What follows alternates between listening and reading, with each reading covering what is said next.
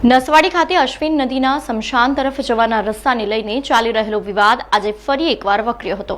અગાઉ મામલતદારની મધ્યસ્થી બાદ ભંગારના વેપારીએ 4 દિવસમાં રસ્તો કાયમી રીતે ખુલ્લો કરવાની બાંહેધરી આપી હતી, છતાં હજુ સુધી રસ્તો ખુલ્લો કરવામાં આવ્યો નથી। નસવાડીના રાયણગોળા વિસ્તારના લોકોએ છેલ્લા કેટલાય સમયથી રસ્તા પર થયેલા ગેરકાયદેસર દબાણને કારણે સ્થાનિક લોકોને ભારે હાલાકીનો સામનો કરવો પડી રહ્યો છે। આ મામલે સ્થાનિકો દ્વારા અગાઉ મામલતદારને આવેદનપત્ર આપી રસ્તો ખુલ્લો કરવા માંગ કરવામાં આવી હતી। આજે રાયણગોળા વિસ્તારમાં એક વ્યક્તિનું અવસાન થતાં અંતિમ વિધિ માટે સ્મશાન તરફ જવાના રસ્તાને લઈને ફરી વિવાદ ઊભો થયો હતો। ઘટનાની જાણ થતાં નસવાડી મામલતદારે સ્થળની મુલાકાત લીધી હતી, સાથે જ નસવાડી પોલીસ પણ સ્થળ પર પહોંચી પરિસ્થિતિનો તાગ મેળવ્યો હતો। તંત્ર દ્વારા દબાણ કરનારાની ચેતવણી આપવામાં આવી હતી કે જો તાત્કાલિક રસ્તો ખુલ્લો કરવામાં નહીં આવે તો કાયદેસરની કાર્યવાહી હાથ ધરવામાં આવશે। આ ઘટનાને પગલે સ્થાનિક લોકોમાં ભારે રોષનો માહોલ જોવા મળ્યો હતો અને તાત્કાલિક રસ્તો ખુલ્લો કરાવવા માંગ ઉઠી રહી છે।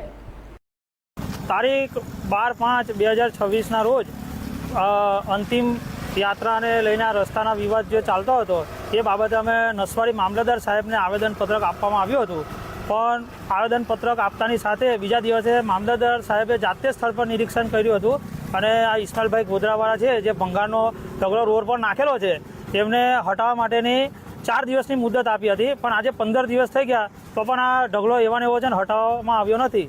તો શું આ અધિકારીઓને પણ ખિસ્સામાં લઈને ફરે છે? તો એટલો બધો પાવર કરે હટવામાં આવતું નથી એમ।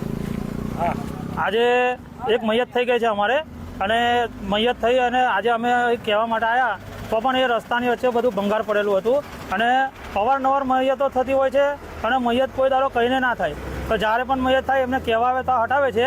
અને આજે એને નસવાડી પોલીસ સ્ટેશનમાંથી પોલીસની ગાડી આવી હતી અને મામલતદાર સાહેબ જાતે આવ્યા હતા અને મામલતદાર સાહેબે કાલ સાંજ સુધીની એમને મુદત આપેલી છે અને જો આ મુદત પ્રમાણે હટવામાં નહીં આવે તો પ્રાંત અધિકારીને 133 મુજબનો ગુનો દાખલ કરીને એમને તઈ લઈ જવામાં આવશે, એવી જુબાની મૌખિક મામલતદાર સાહેબે આપેલી છે।